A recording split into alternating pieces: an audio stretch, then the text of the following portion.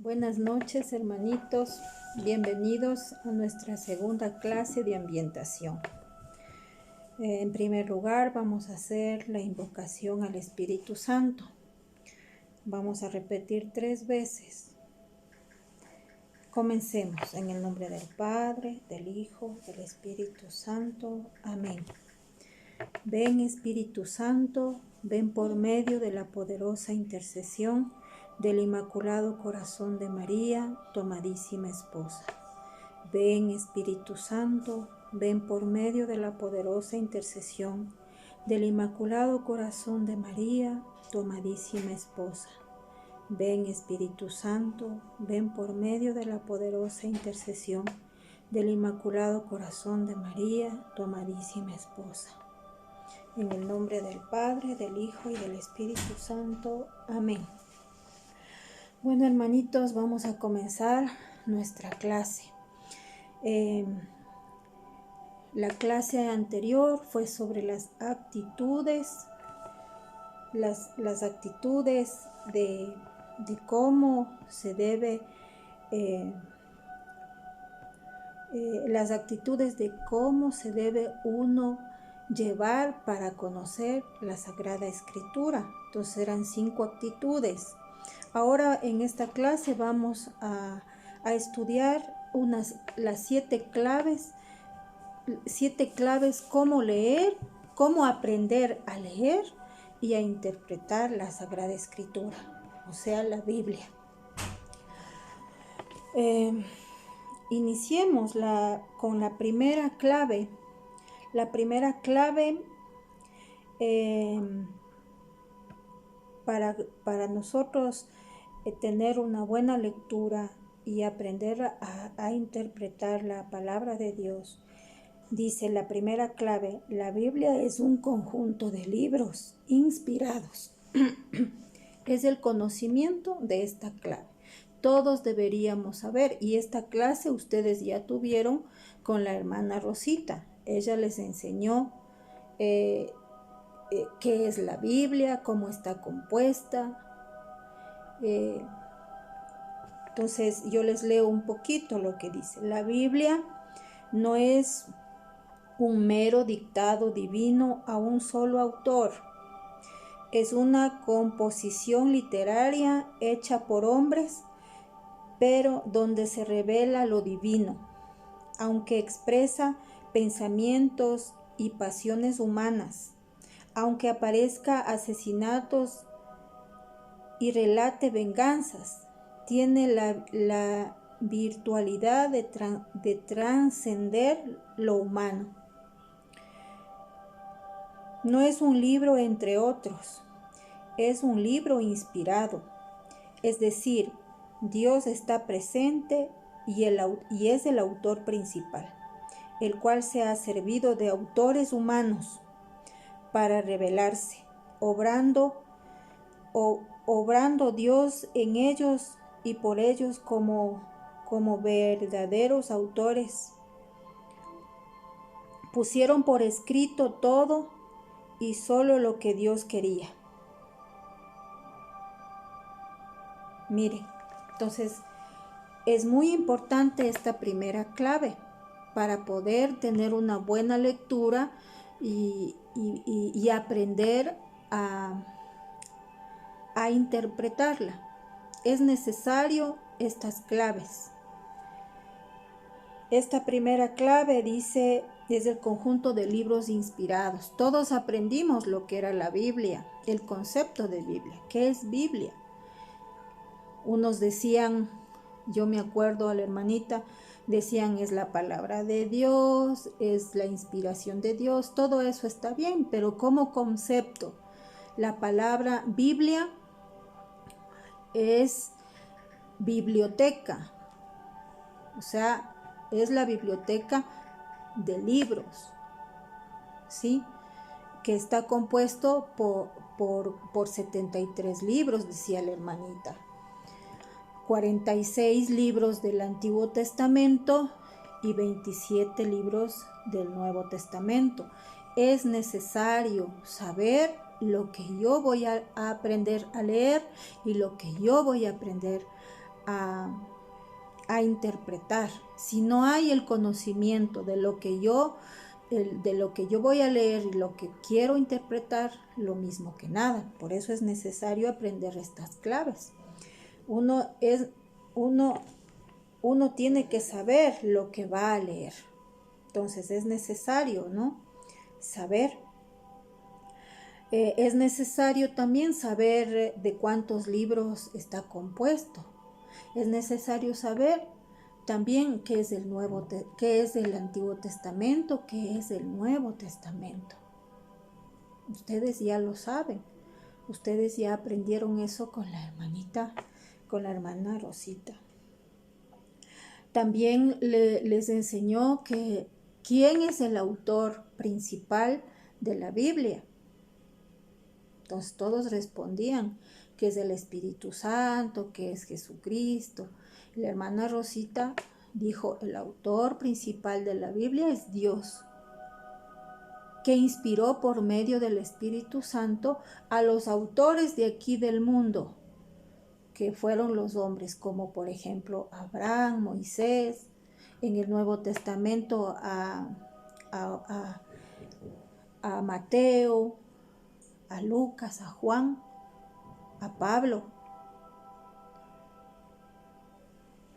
Entonces miren, hermanitos, es muy importante saber estas cosas para hacer una buena lectura y una buena interpretación de la Biblia.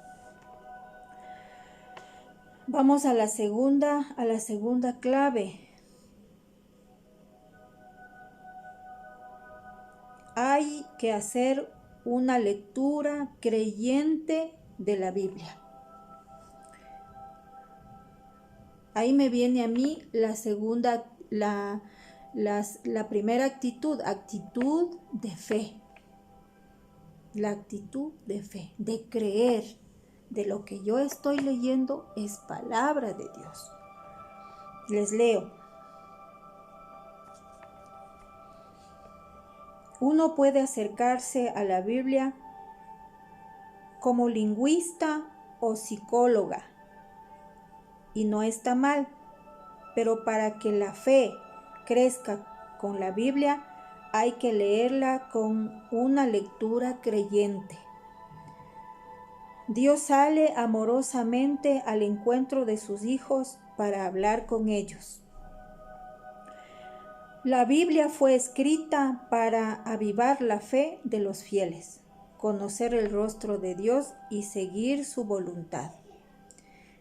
Eso sí, se necesita una verdadera comprensión, no sea que hagamos decir a Dios lo que nosotros queremos escuchar o lo que no es su voluntad. Una interpretación auténtica, tanto personal como comunitaria, ha de concordar siempre armónicamente con la fe de la Iglesia Católica. Entonces, miren, hermanitos, es muy importante tener una actitud de fe, de que lo que yo estoy leyendo es palabra de Dios. Y también es importante conocer cada palabra, cada mensaje, lo que me quiere decir a mí. Y para yo poder interpretar qué es lo que el Señor quiere decirme a mí. Y qué es lo que yo puedo hacer con ese mensaje. Y también dice, uno tiene que tener verdadera comprensión. No vaya a ser que nosotros interpretemos a nuestra manera la palabra de Dios. Es un poco peligroso, es un cuchillo de doble filo. Por eso, hermanitos, hay que tener cuidado en la lectura de la Biblia. Yo les digo con la experiencia propia, que he tenido a veces que escuchar a hermanitos del movimiento que interpretan a su manera, leen un párrafo de la Biblia y queriendo transmitir un mensaje a los hermanos, del movimiento o de la perseverancia, interpretando a su manera. Y no es así. Uno tiene que interpretar a la manera de Dios y a la voluntad de Dios. Y para eso nosotros tenemos que aprender estas claves para hacer una buena lectura y una buena interpretación. No es nomás de coger el libro y decir, a ver, esta parábola, a ver qué nos dice. No, hermanos. Por eso es que estamos en la escuela y estamos aprendiendo. Yo primerita como facilitadora, estoy también aprendiendo. No es que sé todo, no, hermanitos. También estoy aprendiendo con ustedes. Sigamos.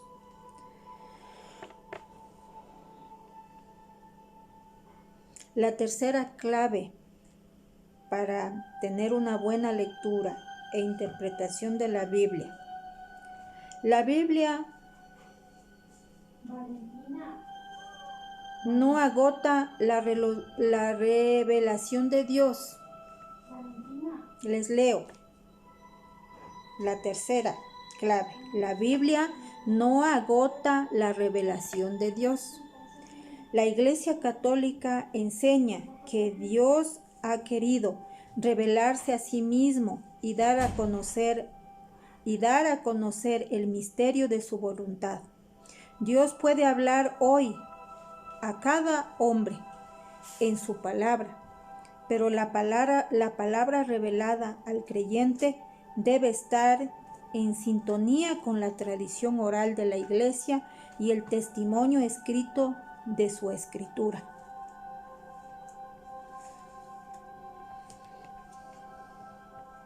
Miren qué linda esta clave. Dice, la Biblia no agota la revelación de Dios. ¿Qué quiere decir? Que el mensaje, por ejemplo, del Antiguo Testamento, de los libros del Antiguo Testamento, también nos sirve para el diario vivir de hoy día. O sea, el mensaje nos llega a cada uno de nosotros, así como a Moisés, como a los antiguos llegó y fue un mensaje para ellos en ese tiempo. Entonces quiere decir que para nosotros en el 2020 que estamos también, el mensaje es claro para cada uno.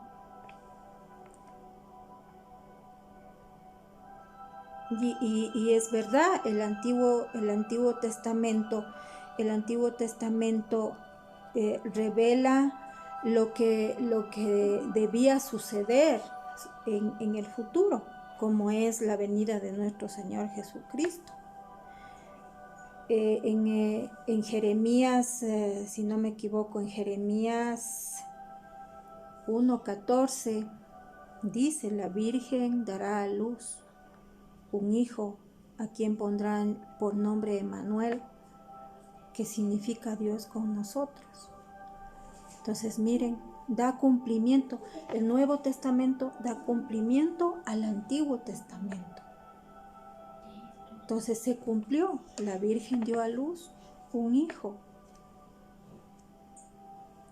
Y así podemos ir también con otras citas bíblicas, por ejemplo, en los Salmos de David, que también él tuvo estas revelaciones proféticas, o sea, de lo que iba a pasar, que Jesús va a ser crucificado. Dice, no quebrarán ninguno de sus huesos, dice en un salmo. Y es verdad, cuando ya se cumplió el tiempo de estar crucificado en el Gólgota, comenzó a moverse la tierra y desesperados los soldados, ¿no?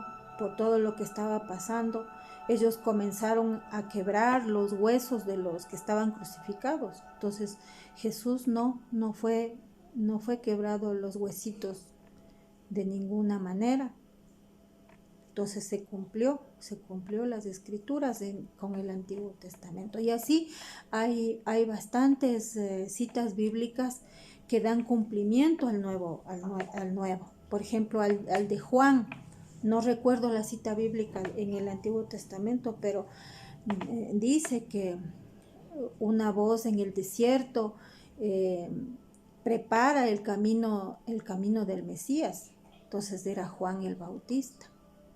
Miren, entonces se dio cumplimiento con el Antiguo Testamento al Nuevo Testamento. Y en realidad Juan iba predicando, bautícese, conviértanse, que el reino de Dios está cerca. Entonces da cumplimiento. Y asimismo a cada uno de nosotros, personalmente. Cuando uno se lee una cita bíblica que se le puede interpretar para mí, el mensaje para mí, íntimamente para mí. ¿Qué es lo que el Señor quiere decirme a mí en este momento, en este tiempo, en este 2020?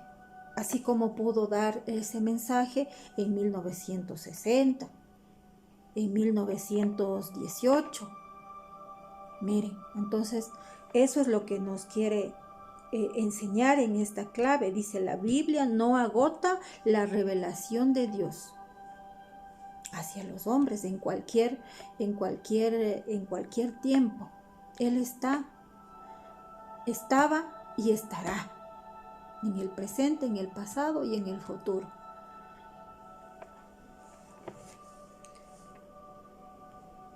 Vamos a la siguiente clave, a la cuarta clave. La palabra de Dios no es solo la Biblia. La palabra de Dios no es solo la Biblia. Les leo, dice: nosotros sabemos que la palabra de Dios no solo está en la Biblia, sino que palpita en su magisterio, no solo en el texto bíblico escrito, sino en lo que vive la iglesia. La iglesia es anterior a la Biblia. La iglesia es anterior a la Biblia. Es la iglesia la que decidió que tal libro era bíblico y tal otro no lo era. La Biblia ha sido escrita por el pueblo de Dios y para el pueblo de Dios, bajo la inspiración del Espíritu Santo.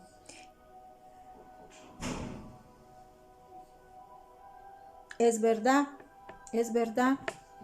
La Biblia no existió, por ejemplo, en la época de Moisés. La Biblia no existía todavía en la época de Abraham, en la época de Jeremías, en la época de los grandes autores de la Biblia. No había la Biblia escrita, quiero decir, pero la Biblia de boca, la tradición de boca sí, y es por eso que al transcurso del tiempo se ha podido plasmar la palabra de Dios en los libros, digamos en el papel. Entonces, hermanitos, nos quiere decir aquí: la palabra de Dios no es solo la Biblia, en verdad. Y más o menos, miren, yo les voy a explicar, ¿no? Jesucristo, cuando ya él creció con los 46 libros, digamos con el Antiguo Testamento, con los libros del Antiguo Testamento, porque ya estaban escritos. Y ustedes saben, en los 3 idiomas, en arameo, en hebreo. Entonces, ustedes saben, eso les enseñó igual la hermana Rosita. Y más o menos en el año 382 después de Cristo, el Papa San Dámaso I, el Papa de la Iglesia Católica San Dámaso I, hizo un concilio, una reunión, un sínodo, una reunión de obispos que se reunieron para poder, y dio este punto de vista de que se hiciera por primera vez que se suscite por primera vez como palabra de Dios. Entonces San Dámaso I hace recopilar los 27 libros del Nuevo Testamento. Hacen un estudio de cada libro y hacen un estudio, esta reunión de obispos, de arzobispos y de todo esto junto con el Papa, y ven que estos libros son adecuados para hacer la palabra de Dios. Entonces, más o menos en el 382, por primera vez, alzó en la mano y dijo: esta es palabra de Dios. Miren, por un papa católico, no por un papa, no por un pastor evangélico, no por un pastor de las otras septas que hay, sino que por el Papa San Dámaso I, que fue Papa de la Iglesia Católica. Él hace recopilar los libros, los 27 libros del Nuevo Testamento, y les une a los 46 libros del Antiguo Testamento. Y hace que San Jerónimo es un santo, es un maestro de la Iglesia Católica, que San Dámaso mandó a traducir la Biblia en latín, y por primera vez se le unió y fueron los 76 libros de la Biblia, que se les llamó la Vulgata. Entonces, por primera vez el Papa dijo: esta es palabra de Dios. Miren, no fue primero, o sea, el libro, la Sagrada Escritura. Eso nos quiere decir que también las cosas que vive la Iglesia. Por eso, miren, es un poco complicado entender, ¿no? Lo que dice la palabra de Dios no es solo la Biblia, también es el magisterio de la Iglesia, que estamos encabezados del Papa. Mire, él va haciendo las encíclicas, cómo se debe hacer, qué se debe hacer. Nos va enseñando, porque aquí en la palabra de Dios, por ejemplo, digamos, el pecado de un pecado grave que es sobre el no matar. No es que solo la palabra no matar, ya, cojo una pistola, cojo un cuchillo y le mato y ya, no. Entonces la Iglesia también tiene potestad de decir lo que es matar también. Por ejemplo, los anticonceptivos. Cuando una pareja se casa en la Iglesia y decide tener hijos y no muchos, entonces ahí también uno tiene que pensar, o sea, ¿cómo voy a reducir la cantidad de los hijos que voy a tener? Ahí viene esta enseñanza de la Iglesia, que los anticonceptivos son abortivos, van contra la naturaleza humana, va contra la naturaleza de la mujer. Ponerse un biud, ¿cómo se llamará esa cosita que se ponen aquí? O la té de cobre, o tomarse una píldora. Miren, entonces eso nos quiere decir en esta clave: la palabra de Dios no es solo la Biblia, también es el magisterio de la Iglesia. es el magisterio de la iglesia, o sea, cómo la iglesia también puede llevar en el futuro. Porque antes en el Antiguo Testamento, antes no había el aborto, antes no había el DIU, la T de cobre y todo eso. Como ahora en la modernidad hay tantas cosas, y las que vendrán en el futuro, que piensan que son normales para Dios. Entonces, miren, no solo la Biblia, no solo la palabra de Dios. Dice, la palabra de Dios no es solo la Biblia. Entonces también es el magisterio de la iglesia, que vamos llevados con este pastor que es el Papa. Vamos a la quinta. Y por primera vez, miren, ahí también se puede defender a nuestra iglesia con esto. O sea, ¿quién hizo la Biblia? Los pastores evangélicos, los pastores cristianos de no sé dónde, de no sé cuánto, dicen esta es palabra de Dios. ¿Cómo así? Y pregúntenles, ¿quién hizo la Biblia por primera vez? ¿Quién dijo que es palabra de Dios? Y se caen para atrás como el condorito, se caen para atrás cuando se les dice que un papa católico hizo por primera vez, suscitó que la palabra de Dios era la Biblia. Entonces, vamos a seguir. Estamos en la quinta clave, ¿no? Dice, la Biblia es el testimonio escrito e inspirado del acontecimiento salvador de Dios en la historia. Esa es la quinta clave. Dice, la Biblia es el testimonio escrito e inspirado del acontecimiento salvador de Dios en la historia. Les leo, los autores del Antiguo Testamento, inspirados por Dios, cuentan historias con un tema que se repite, que Dios ama y salva a su pueblo. Y lo mismo en el Nuevo Testamento, es la mayor historia de amor de todos los tiempos, el amor infinito de Dios por Israel, por la Iglesia y por cada uno de nosotros. La Biblia es historia de salvación y de liberación.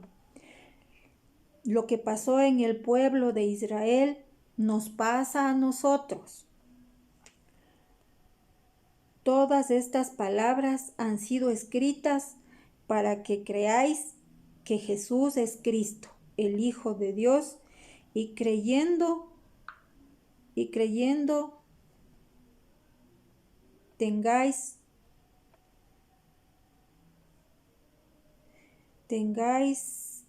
un nombre, dice el Evangelio de Juan. Igual, miren, es parecida a la anterior.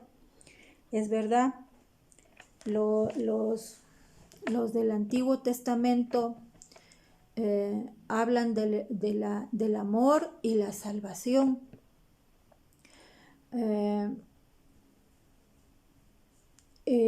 Por ejemplo, en Moisés, miren cómo Moisés libera al pueblo de Israel que estaba esclavo por los egipcios.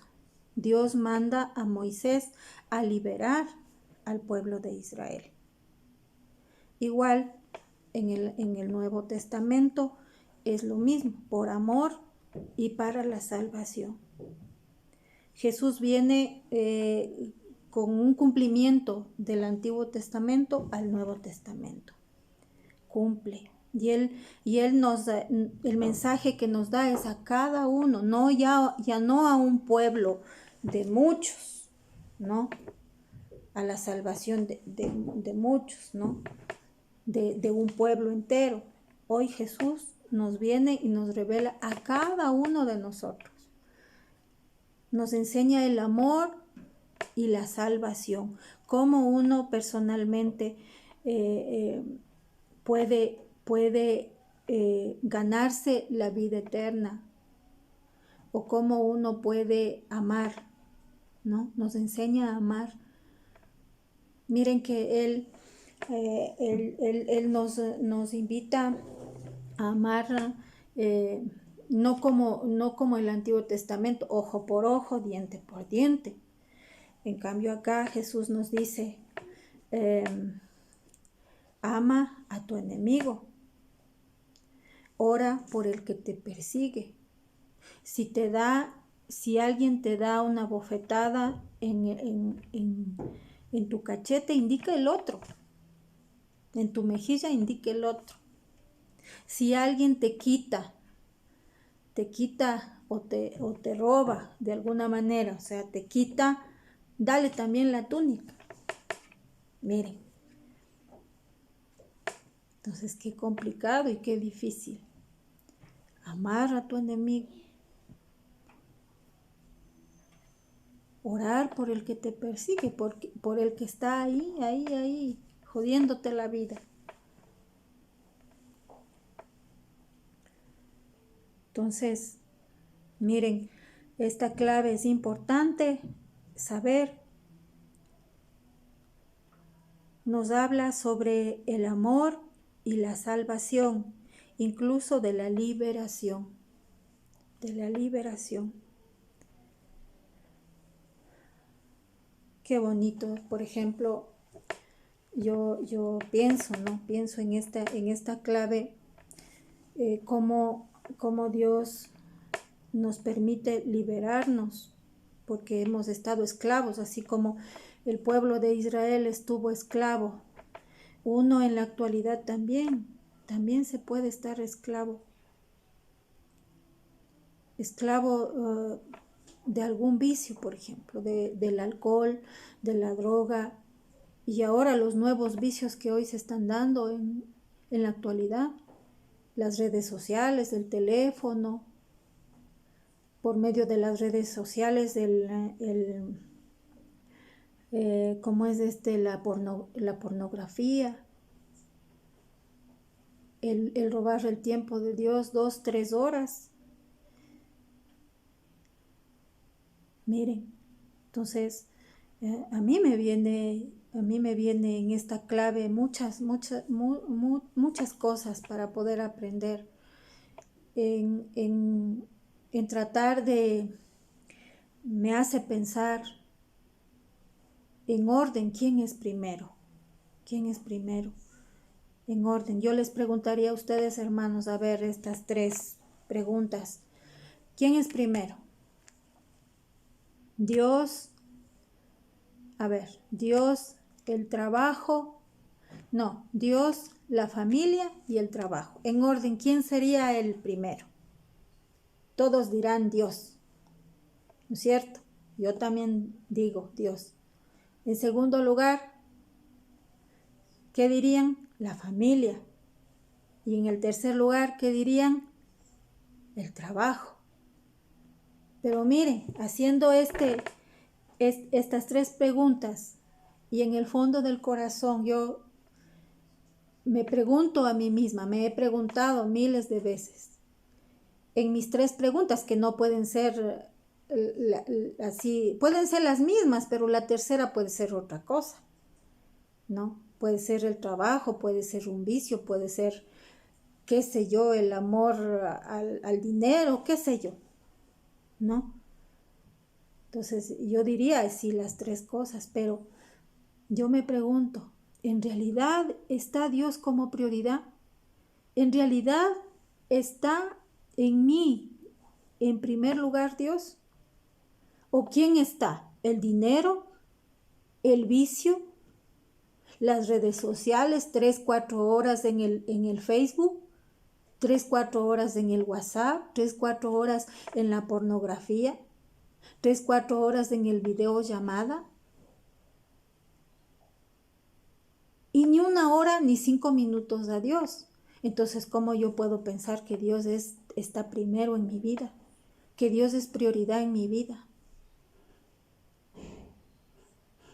Miren. Y así en cada uno de ustedes, hermanitos, también. Pónganse en estas 3 preguntas. Primero está Dios en mi vida, luego está mi familia y luego está el trabajo. Es un ejemplo que yo les estoy dando. Y luego está el trabajo. ¿Cuántas horas me dedico a estas 3 cosas? A ver, pongamos en una balanza.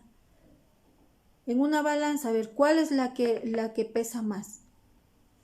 Si dicen que Dios está primero, a ver, ¿cuántas horas dedican a Dios? A ver, ¿cuántas horas dedican a la familia? ¿Y cuántas horas dedican al trabajo? 8 horas. Algunos trabajan 24 horas, 12 horas. Entonces, ¿cómo podemos decir que primero es Dios? Miren, si ni siquiera nos dedicamos ni una hora a Él. Más son las redes sociales. Más desde el vicio del alcohol, más desde el vicio de la droga, más desde el vicio de lo que sea que nosotros estemos dedicando más al chisme, qué sé yo, a la música, qué sé yo, o sea, son ejemplos que yo les doy, yo no sé las vidas de ustedes, cómo será. Entonces, hermanitos, miren, esta clave muy importante.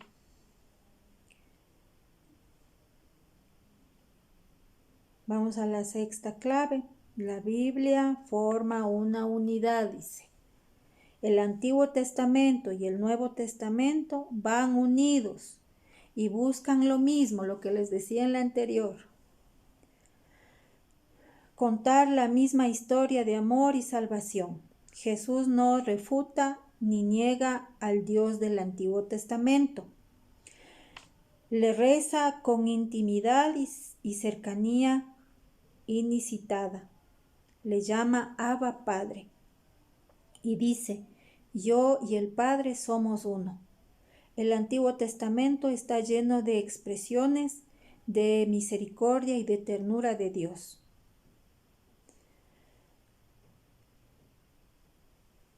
Y el pueblo responde con el Salmo 106, Abba, dice, Abba Padre, gracias al Señor porque es bueno, porque es eterno su amor. Y San Lucas insiste en que San Juan el Bautista, en el Nuevo Testamento, es la encarnación del poder espiritual del profeta Elías, del Antiguo Testamento. Ambas partes de la Biblia están enlazadas. Miren. Entonces, igual, el conocimiento de esta clave es muy importante. Lo que les decía la anterior está casi igual. El Antiguo Testamento y el Nuevo Testamento van unidos y buscan lo mismo, el amor y la salvación, la liberación. Y también hace hincapié, yo pienso aquí también en la Trinidad, ¿no? En la unidad, que somos uno con Dios. Hay muchas citas bíblicas que dice, el que me ha visto a mí, ha visto al Padre. Como Él y yo somos uno, y nosotros y ustedes también somos uno. Miren, nos invita a ser una unidad. La iglesia es una unidad, la iglesia católica también. Miren, somos unidos, todos somos uno. Profesamos una sola doctrina, una sola fe. Nos invita a ser uno con Dios. Nos invita a ser uno con la Trinidad Santa de Dios.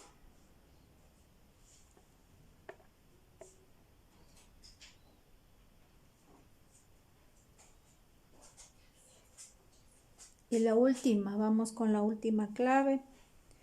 Dice la 7ª, hay que leer el Antiguo Testamento desde Jesucristo, dice. Jesús era como explica Juan Pablo II en su discurso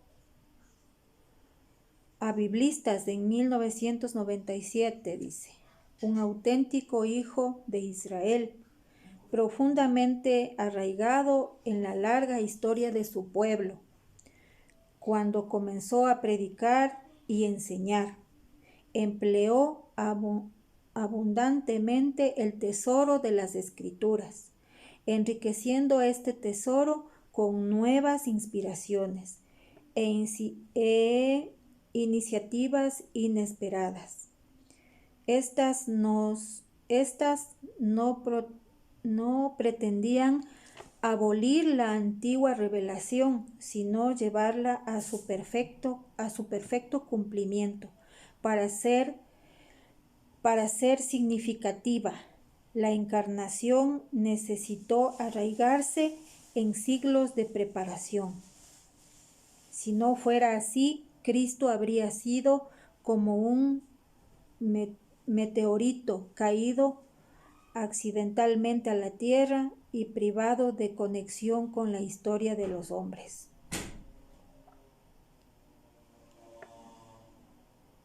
O en la palabra de un biblista que decía, es imposible ir a la Universidad de Jesús sin pasar por la escuela del Antiguo Testamento.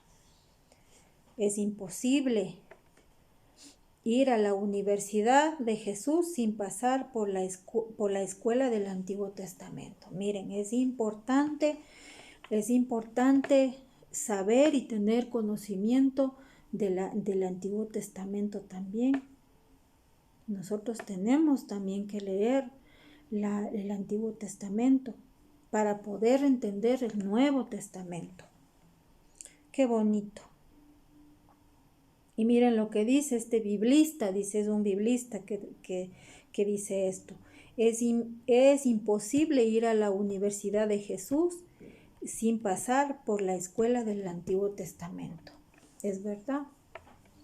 Entonces, hermanitos, les invito a que pongan en práctica estas claves para aprender a leer y aprender a interpretar la Sagrada Escritura. No se puede aprender lo que Jesús nos quiere decir sin antes estudiar y buscar citas bíblicas del Antiguo Testamento. Miren, yo puedo indicarles también, por ejemplo, aquí en la Biblia, miren, hay el capítulo y el versículo, pero aquí abajo también hay otra lectura que a ustedes les enseñan cómo interpretar también lo que quiere decir, lo que quiso decir en ese tiempo y lo que quiere decir en este tiempo. Y también aquí en estos, miren, en estos laditos de la Biblia hay citas bíblicas del Antiguo Testamento que dan como cumplimiento a lo que al mensaje que nos quiere decir. Entonces, yo les invito a leer también. Cuando lean ustedes un capítulo de la Biblia, también lean lo que nos quiere decir en el Antiguo Testamento. Aquí están las citas bíblicas, no hay dónde perderse. Y hermanitos, también, miren, la Biblia, la Sagrada Escritura, para tener una buena lectura y una buena interpretación de la Biblia debemos tener una buena Biblia. Una buena Biblia. Las principales Biblias aprobadas por la Iglesia Católica son la Nácar Colunga, que fue editada en 1944. La Biblia de Jerusalén, que fue editada en 1967. La Biblia latinoamericana, la que usamos nosotros, que es la latinoamericana, que fue publicada por primera vez en 1972. La Biblia peregrina, la Biblia navarra, etcétera, ¿no? Hay muchas bíblicas que están aprobadas por la sede apostólica y por la conferencia episcopal. Entonces es muy importante saber qué Biblia estamos leyendo también, que tiene que ser de la Iglesia Católica. Y ustedes ven aquí al inicio de la Biblia, tenemos el sello de la... Miren, aquí está. Así tiene que ser cualquier Biblia, que tenga ahí las firmas, esas firmitas. Aquí están las firmas, miren, aceptadas. Dice por